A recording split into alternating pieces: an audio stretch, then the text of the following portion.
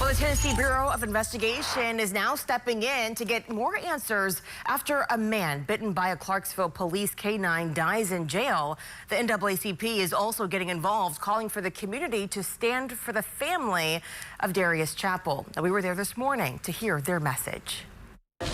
Protest by getting involved. Several in the Clarksville community packed into the House of God, Church of God in Christ, as leaders with the NAACP expressed their concern involving the arrest of Darius Chappell on June 29th. It is unbelievable that officers trained to uphold the law would allow a K-9 to constantly attack a man who was already on the ground. Video obtained by WSMV shows a 44-year-old was tased, snatched by his hair, and bitten for nearly a minute by a police dog as officers tried to detain him on Monday.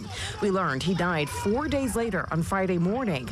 According to the TBI, Chappell was found unresponsive during a routine security check while being held at the Montgomery County Jail. The reckless misuse of force by the police officers at the traffic stop and the careless lack of concern and care of an injured person by officers and staff at the detention facility is unbelievable, and it should be unheard of. Chappell's family tells WSMV they don't believe that Chappell was given the proper treatment after he was bitten by the K-9.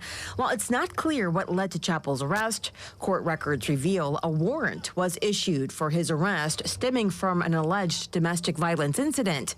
While the TBI announced it has launched a full investigation, leaders with the NAACP are calling for the community to protest, not by marching on the streets, but by showing up at the polls. We're asking that you protest by contacting every elected official in this jurisdiction and all candidates that are running for office. We will fight for justice for Darius Chappell. Now, earlier in the week, the Clarksville Police Department placed an officer on administrative leave and launched an internal investigation.